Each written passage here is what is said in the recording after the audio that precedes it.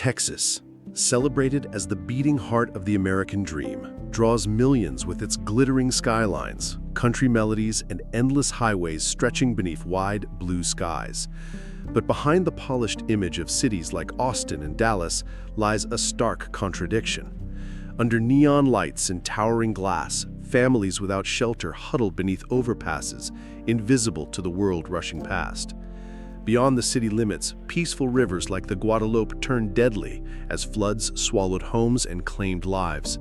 63 souls lost in Hill Country's darkest hour. Two crises, one message. Beneath Texas's promise of prosperity lies a fragile reality. The question lingers, is this still the promised land? In the shadow of Texas's prosperity, more than 27,000 people across the state have lost the security of a permanent home, a staggering rise that reflects not personal failure, but a system buckling under pressure. From Austin's tech-fueled boom to the industrial sprawl of Houston, families and individuals are slipping through widening cracks. A single-bedroom apartment in Austin now costs over $2,000 a month, while the median income across Texas hovers near $48,000 a year. That math doesn't add up. A full-time worker, doing everything society asks, holding a job, paying taxes, contributing to the community, ends up handing over more than half their income just to keep a roof overhead. And that's before groceries, medical bills, or the rising cost of electricity. Drive through a Houston parking lot late at night, and you'll see the new face of homelessness. Parents tucking their kids into the back seat of a car parked near a 24-hour store. In Dallas, under the tangled web of highways, shelters made of plywood and plastic rise and fall with city sweeps, offering little protection from heat, cold, or crime. In San Antonio, tents cluster around overwhelmed assistance centers where waiting lists for help stretch on for months. And these numbers, they're likely an undercount. Countless more sleep on couches in garages or in corners no census reaches. Number 2, even the law is powerless. As Texas's cities wrestle with tents and makeshift shelters mushrooming beneath overpasses and in forgotten corners, its countryside bears scars from a different kind of devastation. The floodwaters that tore through Hill Country didn't knock politely. They arrived like a freight train, turning calm rivers into engines of destruction. The Guadalupe River, a place of peace and play, rose 25 feet in less than an hour, swallowing homes, camps, and futures. Camp Mystic, once filled with laughter and songs, became a graveyard of broken timber and scattered memories. 63 lives were lost in that disaster, among them 27 young girls whose families still search the debris for answers. More than 20 victims remain unidentified, their names lost beneath the mud. It's hard not to see the parallel. In cities like Austin and Dallas, efforts to manage homelessness look just as overwhelmed. Police and social services stretched thin, clear encampments, only to see them reappear deeper in the shadows. Each sweep simply pushes people farther from help, just as each surge of water during the flood drove families from one refuge to the next until no safe ground remained. In both cases, the system's response is reactive, fragmented, and ultimately powerless to halt the spread of crises. Rows of tents under I-35, patched together with tarps and scrapwood, mirror the wreckage of Camp Mystic after the flood. Shattered structures, scattered belongings, the raw imprint of survival against the odds. Whether it's the sudden rush of water or the slow erosion of economic security, the outcome is the same. Communities torn apart, people left fending for themselves, and a government struggling to keep up. The flood exposed how quickly nature can overwhelm human defenses. The homelessness crisis shows how swiftly poverty can do the same. The cost of a decent life. In Austin, the rent for a modest one-bedroom apartment now averages over $2,000 a month, nearly doubling in a decade. Dallas and Houston aren't far behind, where prices hover just under that mark. Yet for the cashier, the server, the warehouse worker, the people who keep these cities running, the hourly wage hasn't kept pace. By the time rent, utilities, and basic expenses are tallied, many Texans find themselves in the red before the month even begins. More than half of renters in major cities now spend well over 40% of their income on housing alone. Crossing the line, economists warn, separates stability from struggle. What's left goes to gas, groceries, medicine, if it can stretch that far. And when prices for essentials like meat and dairy jump 30% or more, as they have in recent years, there's little room for anything beyond the bare minimum. Add to this the quiet weight of uninsured medical care, and you start to see how easily the ground can give way beneath the family. A single trip to the emergency room, a broken arm, a sudden illness, these aren't rare disasters, they're ordinary events that can shatter a household budget.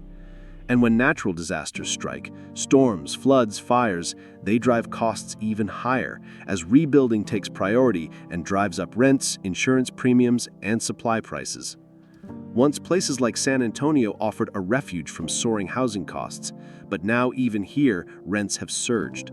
Old apartment complexes that once housed working-class families are being gutted, modernized, and leased at rates far beyond the reach of their former tenants.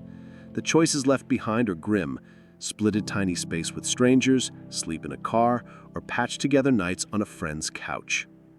Number 4. Policy is not catching up with reality. In Texas, the consequences of misplaced priorities are written across both city streets and rural landscapes. Laws meant to restore order in urban centers have done little but scatter homeless camps from downtown squares to riverbanks, highway edges, and forgotten lots. Rather than offering pathways out of crisis, these policies have pushed people farther from help, out of sight, and farther from support. The result? A patchwork of tents along creeks and underpasses where survival depends on luck as much as willpower. The story is no different when it comes to nature's fury. Texas Hill Country, known ominously as Flash Flood Alley, stands as a glaring example of what happens when warning signs are ignored. The region's steep slopes and thin soil were always prone to sudden floods. Add in decades of unchecked development, concrete replacing grass, parking lots replacing meadows, and the risk multiplied. Yet investments in flood defenses lagged. Over 500 dams across the state sit in need of critical repairs. Experts say $54 billion is required to bring flood protection up to standard, but those funds remain a distant promise. When disaster struck at places like Camp Mystic, where the Guadalupe River swelled 25 feet in less than an hour, the cost of inaction became heartbreakingly clear. The warnings came too late, the escape routes vanished too soon, and entire communities were left at nature's mercy. 63 lives lost, dozens of families shattered. Makeshift tents huddled by rivers that could, without warning, become death traps. Streets cleaned up for parades while support programs go underfunded. Policies that look good on paper but leave real people stranded when the storm hits. People on the margins. In Texas, this truth binds together two groups: those living without a roof and those lost to disasters like the Hill Country floods.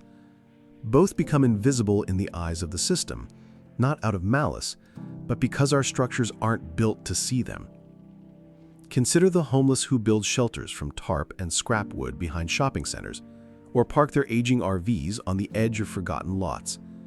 Without formal addresses, bank accounts, or official records, they don't appear on census rolls or emergency plans.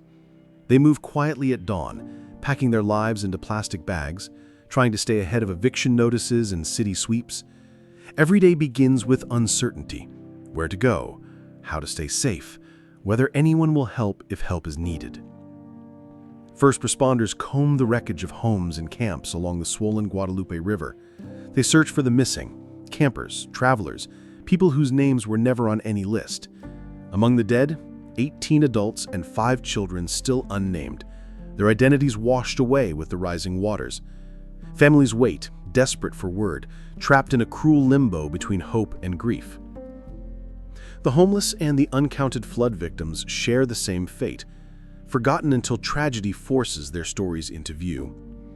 Teams in bright rescue vests picking through flood debris, searching for traces of lives. At the same time, homeless individuals quietly folding tents at sunrise, trying to avoid detection. Both scenes speak to a society that often notices the most vulnerable only after disaster strikes. Number 6. Two-sided city. The Hill Country was marketed as paradise: rolling hills, clear rivers, and idyllic retreats.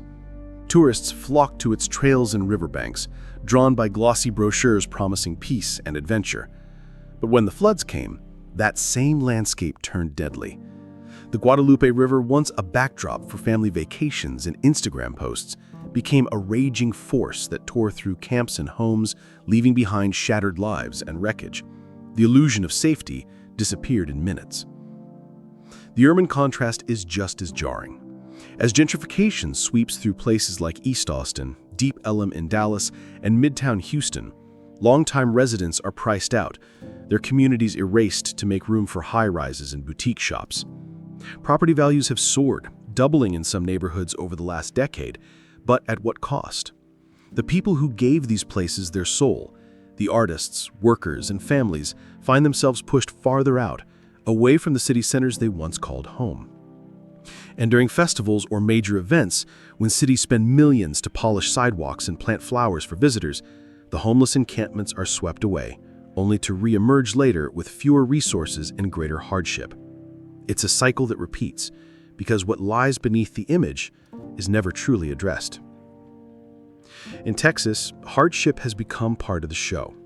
In cities like Austin and Dallas, tour groups and curious visitors snap photos of tent camps and makeshift shelters as if they were just another stop on the urban adventure trail.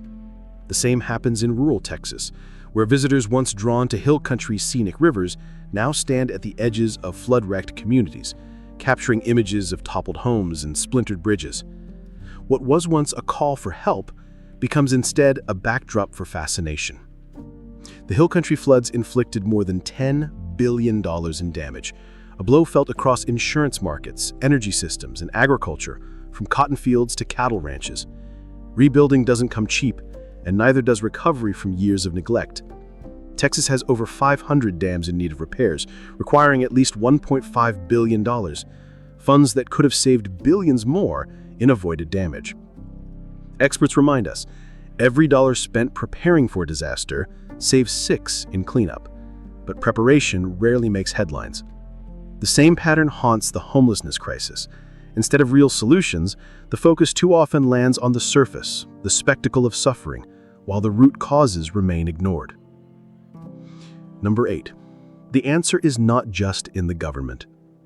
Across Texas, the heavy lifting of recovery and relief doesn't fall on government shoulders alone. In Austin, dozens of nonprofits work tirelessly to fill the gaps, serving meals, providing medical care from mobile clinics, helping people replace lost documents, and guiding them through a maze of public services. But these groups, fueled by passion rather than deep pockets, operate on fragile ground.